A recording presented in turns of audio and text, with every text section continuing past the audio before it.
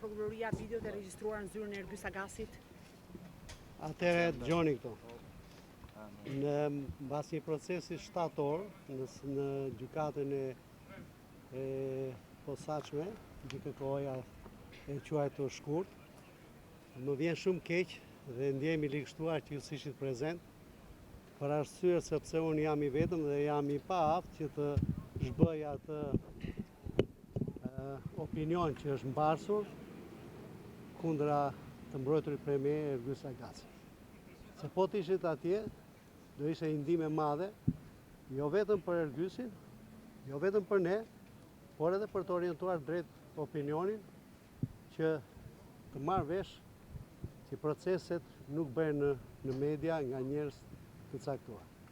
Megjithatë, kam një falënderim për gjykatën, të paktën na la për 7 orësh të debatonim dhe të paraqisim argumentet tona, të cilat ishin të detajuara, dhe mund të them që si konkluzion, pavarësisht se gjykata vendosi që mos ja ndryshoj masën e sigurimit atetarës në burg, por si konkluzion ne si mbrojtje, dalim me një optimizëm për shkak sepse këto provat dhe kjo dosje, kur t'i nënshtrohet të procesit të debatit në gjyqin e themelit, ju siguroj që do jetë në drejt pafajësisë të zotit Agaçi. Ju pyeta Ja, zoti një minutë, Agjia ja ta pyete ti, po unë do përgjigjem ashtu si dua unë. Dakor, po pyetjes edhe Ja, po pra, do të them atë po them. Pra, dua të them që Rana Agaçi ke qefta që është ti. Jo, e the sapo e tha Agaçi. Jo, Agasi, po ashtu. Problemi është që akuza e heqjes palishme të lirisë, që e adresuar nga akuza në drejtim të zotit Agasi, përfundimisht me ato analiza që ju bën provave të administruara dhe vendimeve të organit prokurorisë që hoqi sekuestron nga makina dhe nga vëllezërit Mergaj, tregoj dhe çoj automatikisht në shlirimin e kësaj akuze në ngarkim të zotit Agasi.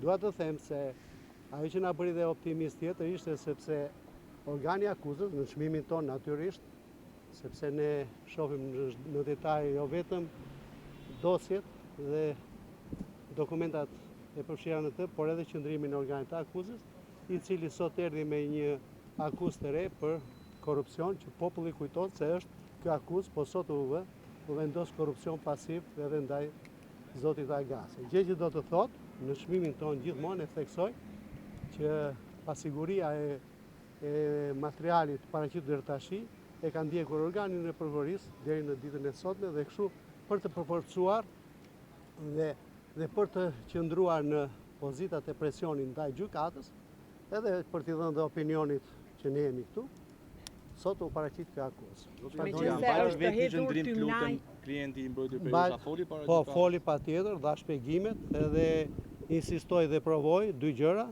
Gjëja e parë që s'ka qenë asnjëherë pjesëmarrës në tendera dhe nuk ka bëra patur asnjë përfitim në financat dhe nëpërmjet tenderimit dhe nuk ka qenë asnjëherë pjesë e grupeve kriminale në presione të ndryshme apo në Alona, duke qenë se është folur shumë për çështjet e videove të zotit Agasi, a mund ta shuani tymnajën zoti Agjiaj në lidhje me videot? Me të marrë vendimin e arsyetuar, po jam do të shketi, nuk të. Po pra, po sqaroje tymnajën me qenë se pretendojnë që është tymnaj. Kjo për mua. Po pra, është shumë e rëndësishme. Se unë do them atë që është e rëndësishme për mua. Akt akuza ngrihet mbi video që janë regjistruar nga vetë Ergys Agasi. Urdhë tash jam në diskutim. Atëherë, në lidhje me video, prokuroria janë duke folur shumë qetë zoti Agjiaj. Vetëm mos e ngatron mos i thuash zoti Agaçi. Kje kujdes. Ato e thua ti.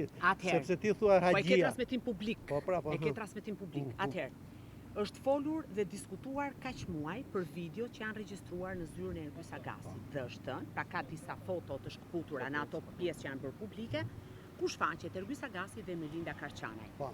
Ka pasur aludime të forta për zyrtarë të tjerë të lartë që janë takuar me Ergys Agasin. Keni sot mundësinë për t'ia shpjeguar opinionit publik çfarë ka brenda atyre videove? Atëra aludimi ka ardhur nga ana juaj, jo ty ose të tjerë, ka ardhur nga mediat që është servitur që zoti Agasi është personal që bën politikën shtetërore, bën politikën ekonomike, cakton buxhetet e tjera, por sot në proces Prokuroria që edhe pse pas ka gjatë kontrollit ka sekuestruar një mini kamerë, nuk solli absolutisht po e them edhe një herë, as një moment, as një pasazh filmimi nga këto. Tash të takosh një njeri që s'është kriminal, por është një njeri i nderuar, kushdo qoftë ai, nuk është vepër penale me sa diun të paktën prej 46 vjetësh që jam në këtë profesion, në 45. Zoti Agjea, kush e ka korruptuar Ergysagasin dhe çfarë funksioni ka patur sipas pak kur është korruptuar? Unë se di pra, këtë po them që po kërkojmë që na paraqesi provat prokuroria për ku qëndron korrupsioni dhe korruptimi. Atëherë si arsyetoi prokurori veprën penale të korrupsionit, ku konsiston ai? Nuk solli vetëm urdhrin që ka filluar dhe këtë. Pra thënë ndryshe për opinionin publik në syrin e prokurorit është ashpërsuar pozita penale e Ergysagasit, kështu ta kuptojmë. Jo, këto janë masa që merr prokurori për të siguruar procesin e vet për mos pranuar dështimin, kështu e lexoj unë. Okej, dakor. Lidhja me Shpatarakun ishte shoqërore apo një mbrojtje? Jo, s'kishte, mos më ngashu fare për këtë. Mos më spostoni nga ky pozicion që janë se s'ka të bëj fare, ai ishte në jurisdiksion tjetër, gjë nuk ishte pjesë e debati, as është përmendur fare biles. U përcaktuai doktor se ku do ta vuajnë masën e sigurisë arrestuar. S'mund të them për këtë. Zoti Agjea, ju folët pak në lidhje defekt dialektor. Nëse do ta shpjegoj, mund ta shpjegoj. Jo, dakor. Kështu që e kam të qartë. Atëherë, zoti Agjea, po ju pyes prapë.